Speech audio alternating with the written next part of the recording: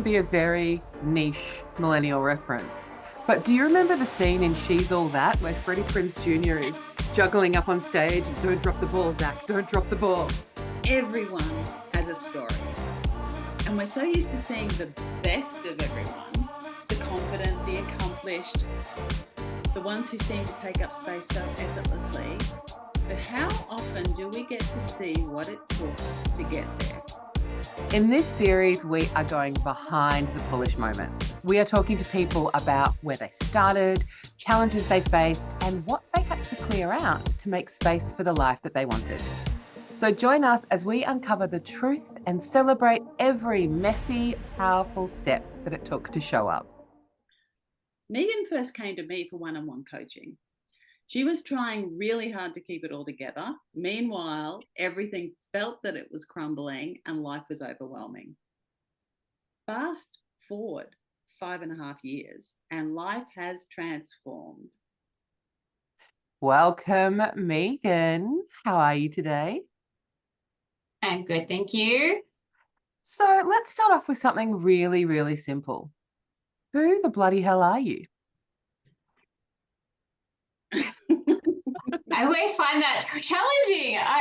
I think, and this is probably part of my story, I always go to, I'm the auntie, I'm the this. And I think this is a big change for me, is like not identifying with all those roles I played. The role I would have played in my career and all of that. And, from how Kat says where I was at 5.5 years ago, some of those identities have completely shifted as to who I am in my career. And I would have described myself as the fun-loving auntie, the supply chain expert. Whereas now it's like, who am I? I'm me. I am me. And, all of those things are things I love. I love my little people. I love my nephews and nieces. I love adventure, but it's not who I am. Very cool. Very cool. Yeah, that's all the stuff. So what I do want to talk about, because we know that family and relationships are such a big part of our lives, and you mentioned a little bit of it already, and I know it was family that brought you to inner work, and you feel free to share as much or as little as you want about that. What I do want to ask you is, what's one relationship that has shifted for you as you've worked on your inner health? Probably, I'm going to actually say the relationship with myself, because when I started with you, it was non-existent. And I'm still really, really grateful for a very toxic relationship that probably led me to actually signing up for coaching, because it put my self-worth to the lowest possible level. And I think that was where I was just every month, it was on again, off again for a year. Every month we'd have an argument. I'd look for something to fix myself, because I was just being made to feel like I was more and more broken. I was being called a narcissist in that relationship. And I look back and I'm so glad grateful for that relationship, because that was the tipping point and that was my low point that led me to actually look for something different. I guess made me look at what was actually going on for me and the relationship that I had with me as well. Right. And you said that the relationship you had with you was non-existent. Right. So one, it led you into that toxic relationship. Yeah. What were your other relationships like? I was wearing a mask. I wasn't showing what was really going on for me. I was hiding the fact that I hadn't dealt with my sister committing suicide. I was putting on such a mask to everyone that knew me that I was okay, and making sure everyone else was okay, and trying to help everyone else out, and completely neglecting myself to the point that, the weekends I didn't have any plans, I locked myself away in the house, and I could, barely summoned the courage to go and do groceries because I felt like I was going to fall apart because I just wasn't dealing with any of that. And I just didn't have that connection with myself to actually deal with what was going on for me. So I was seeking out toxic relationships where I could fix the other person, because then I didn't have to deal with what was going on for me. Yeah, and how did that work for you? Not very well. So let's It get pretty into much the led good me of that. to, Yeah, because I think it it's led me to really, you, and yeah. I think what I said, I still remember you reminding me a few years ago, that when I came to you for the first time, I think all I said is all I wanted to be was happy, because I was so unhappy and struggling so much that you know, that seemed like in some ways an impossible goal, for me at the time. I remember that just Mm. happy Mm. was something Yeah. that seemed unattainable. Mm-hmm. But now, 5.5 years later, you've done the inner work. What does Mm-hmm. this tell me now about your relationship with you?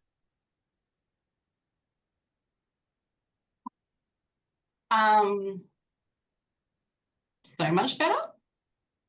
I Mhm. love myself, and I embrace the mess too. Like, I think that a few years ago I was like, oh, I love me, and but I was, and even like a year ago, I was still probably trying to beat myself up and trying to be perfect and all of that. And now it's like, this year particularly, I think it's been accepting the messy parts of me, accepting the imperfections, accepting that I'm human and I'm going to have moments, that I'm not always going to be happy. I'm not always going to be grounded. And, there's going to be moments that I don't have my emotions in check, that, I might have my moment with somebody else, but it's like, that's okay. And now I have that relationship where I accept there's messy bits of me as well. And that, life isn't perfect and it's messy, and it's about just navigating that as a human being, which is always fun. Correct. That's so interesting. And I love that idea of, and you've mentioned masks before, and that idea of kind of having to lose that mask to be able to show up unapologetically as you. I would like to know, like on a regular day, all those things that you've said, the embracing the mess and being able to show up unapologetically as you. What does that look like? How do you in your own life take up space now that you have embodied all of those things that you were pretending to be, 4 or 5 years ago?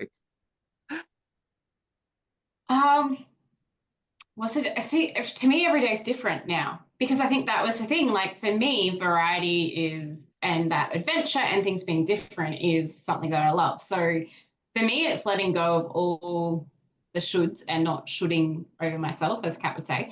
Of kind of going, every day can be different, and going with wherever the day leads.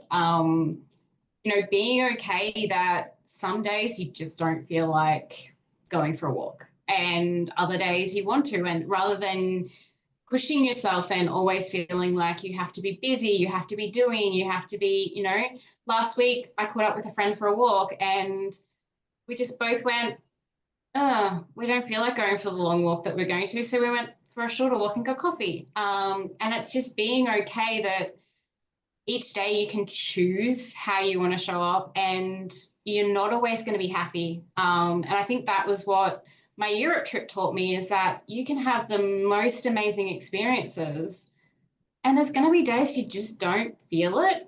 And it's just being okay that every day can take a different path. And even if you've got something planned, you might decide to do it slightly differently because you're just not feeling it.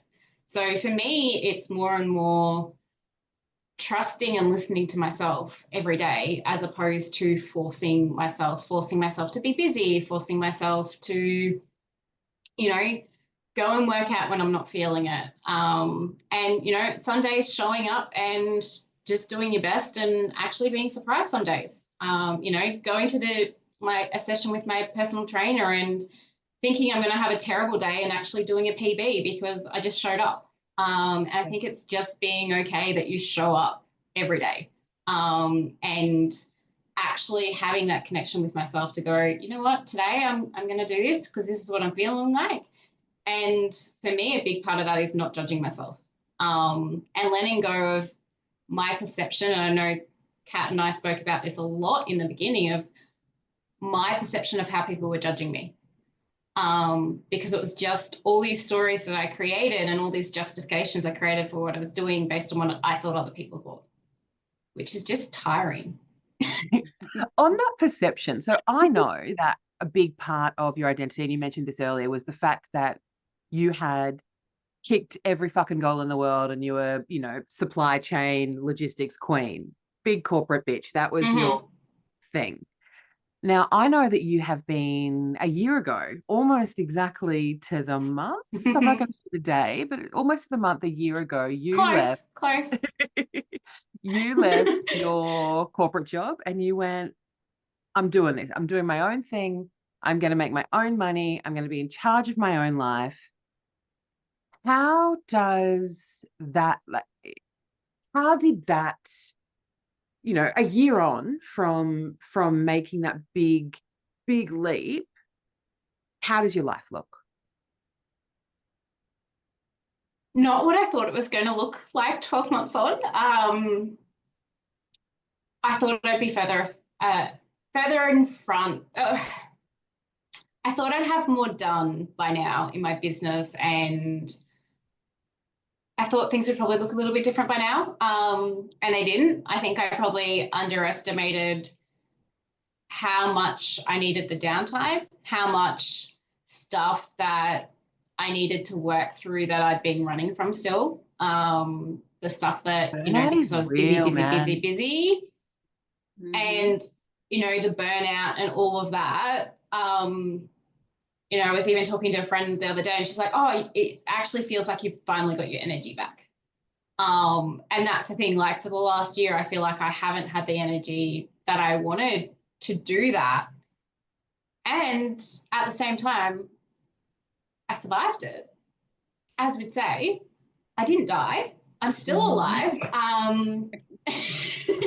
I'm still living, and, you know, like I get to go camping when I want to. I get to choose how I show up as well. You know, and, you know, for me, it's also been going, okay, I'm not where I would have liked to go and I want to fast track my business. So I'm going to get somebody to help me do that.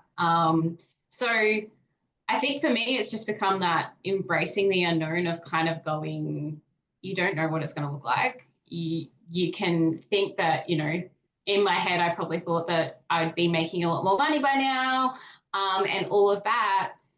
And at the same time, it's looking pretty good. And I think this is, you know, for me, this year has been a lot more of letting go of all those shoulds of, you know, I should have the career, I should be working, you know, how it all should look based on what society tells us, you know, based on what we think, based on what we've seen our families do, what it all looks like. And at the end of the day, life looks pretty good. In some ways I haven't done much this year, but it's been a pretty amazing year, you know, and lots of awesome memories and, you know, things just slowly falling into place.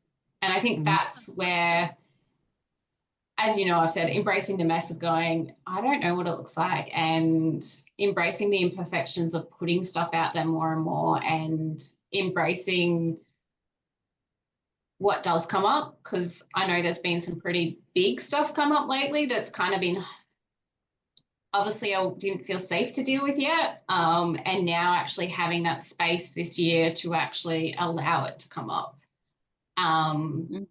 Then I've been able to work through that. And, you know, for me, a lot of that was holding me back in my business. So now I can step forward into my business and take up more space in my business as well. I love that. I love that. So, I mean, I love that you're no longer shooting, or you're pulling yourself up when you do, right? No yes. shooting all over the place. Thank you. So if you could sit down with younger Megan, what Mhm. advice would you give her about standing her ground and taking up space? Treat her like she was one of your little people. To just be her. And for me, she could be really fucking talkative and really over the top. And she's also happy just being quiet and, you know, sitting back as well. And my advice probably for her is just to take up space and to be okay, whether that's a moment of being big and bold and energetic and over the top and too much. And also being okay when she just wants to sit back and enjoy and allow, and also when she just like take that rest and be okay to just be and to play and to adventure and do all those things that she loves. Mm-hmm. I love Yeah. that. Can older Megan listen to a little bit of that sometimes too? Oh yeah, 100%. So you've spoken about embracing the mess quite a lot, and I love that. And I know, because I got some insider trading, that is a huge part of what your business is based on, and the way that you take everything that you've learned and you're able to help other people live their lives. So I want to know, how does someone work with you? How do you help them embrace their mess? Tell me a little bit about that. To me, it's helping them to be able to navigate the highs and lows of life. For me, and I think this is something that came up with for me a lot this year on my holiday, it's like I was having this amazing holiday and everyone's like, oh, it's fantastic. You know, 9 weeks in Europe. I went to a lot of amazing places and it was also messy.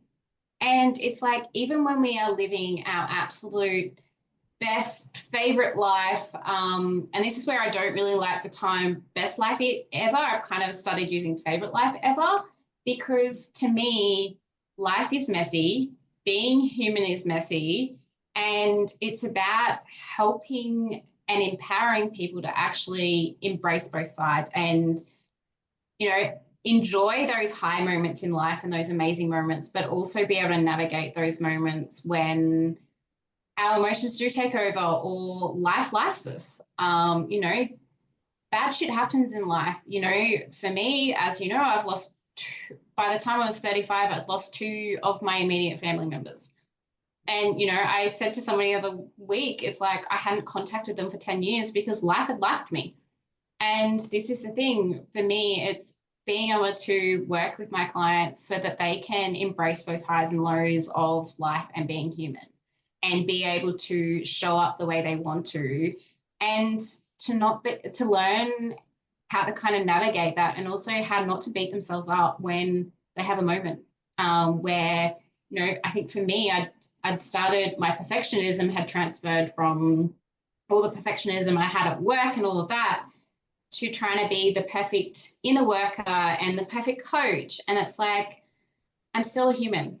I'm still human. I'm still going to have my moments. So for me, it's really working with people and helping them to accept that we are human. We are not a machine. So we are always going to have emotions. And life is going to life us. So it's about learning to navigate all of that. Never has my life looked messier than when I've been trying to be perfect. So I can relate. And also, for me, it was also because of what had happened in my personal life of losing people.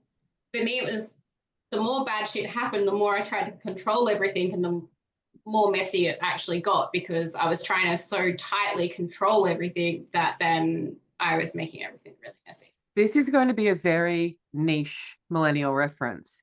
But do you remember the scene in She's All That where Freddie Prinze Jr. is juggling up on stage and don't drop the ball, Zach, don't drop the ball? That's very much what is in my head right now. So, let's take it back 25 years. I understand that. Yeah. And I think that's the thing. It's also like, it's working through, like, and for me, I was juggling all of this stuff. And it was that, you know, don't drop the ball, don't drop the ball. Yet so much of it didn't actually matter. And this is where Yes. it's helping clients, for me, it's helping clients work out what's actually important in life and, what are the things we should focus on. I know I used to, be busy all the time, but half the shit I was doing wasn't actually important.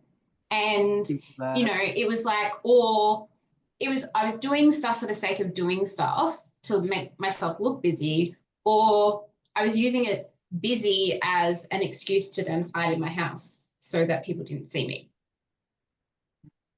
Maybe I should be a little more busy then. Hide in your house. Sorry, I thought you said tidy your house. I was like, oh. Hide.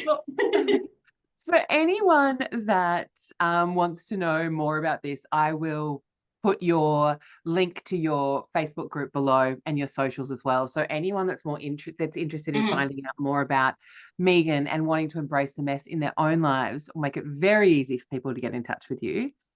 And I just want to say thank you, for being the first, for being our number one baby, coming on first and being our first guest on the series. I really appreciate it. And it is a privilege being a small cog in your journey through Kat and being able to watch you just make messy look okay.